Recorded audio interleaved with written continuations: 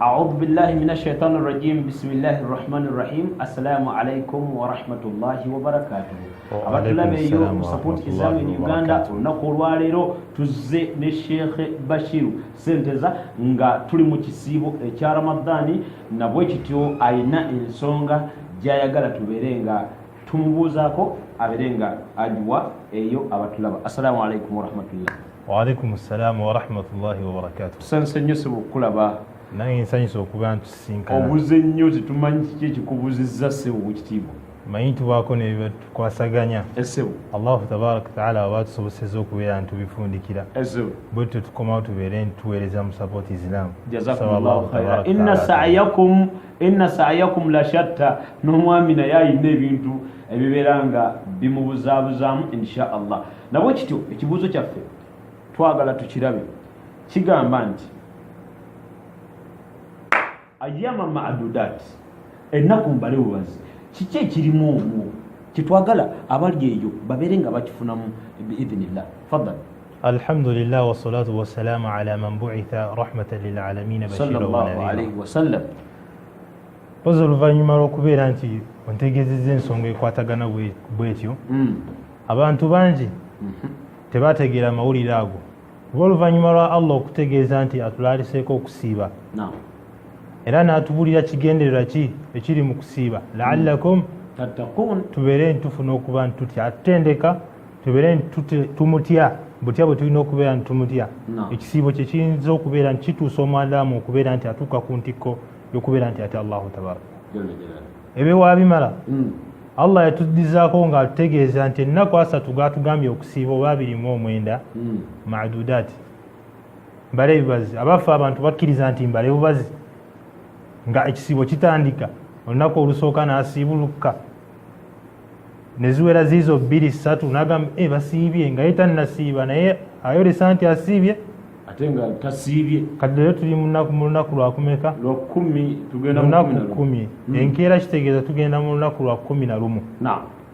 Kitegeeza Ramadani okugituuka wakati oba senga tubaze nti tugenda kuba ntujjuza ennaku 3 tubeera tuli mu lunaku lwa 11 enkeera tuba tubulayo ennaku 4 tubeere ntutuuka Ramadani wakati. Naye abaffe tutuuse wakati awo osiibye oba baddemu abakola ki abebuzaabuza n'obeera ntosiibye. Allahu tabaraka ta'ala okugamba nti ayyaman ma'dudat nnaku mbalebubazi kituufu mbalebubazi kintu kiri practical.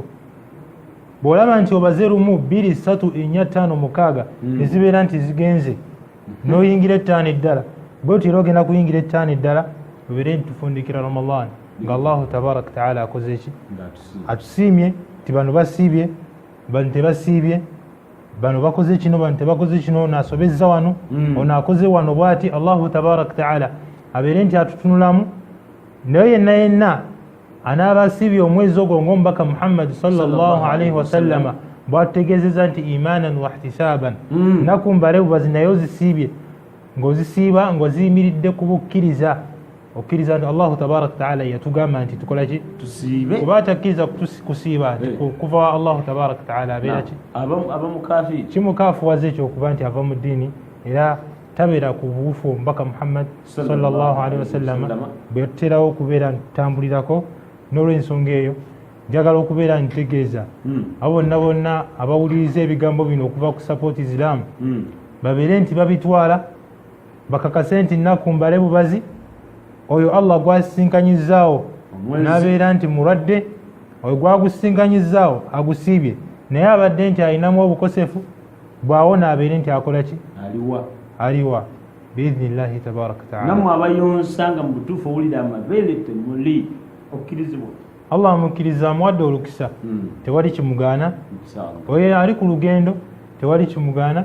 Oyo alina obulwadde n'asobola okuyonsa nga ate bw'asiiba naye Allahu tabaraka ta'ala tamugaana kuba abakyala bali mu ki ebigambo mulimu ayinza okubeera nti ki asobola okuba nti atahammala okusiiba n'okubeera nti ayonsa mulimu atasobola. Allahu tabaraka ta'ala yamutunulamu n'asobola naye n'abeera nti Allahu tabaraka ta'ala yamutunulamu. Barakallahu fikum wa jazakumullahu khairan. Mwebale kwekumira ku support Islam in Uganda ayyamu ma'dudat nnaku mbalebubazi ozisiibye oba tozisiibye weebuzaabuza teweebuzaabuza kale oba weebuzaabuza linda omwezi ogujja ogunaddaku obeere nga onyweza okusiibako obeere nga okunywereza ddala lwaki Nnaku Mbalebubazi Nnaku ziba embaga ne bw'ogitegeka myaka 10 maaso etuuka netuuka naye ate guno mwezi gumu gwokka Nnaku 29 oba meka 3. Assalamu alaikum warahmatullahi wabarakatuh. Wa alaikum assalam warahmatullahi wabarakatuh.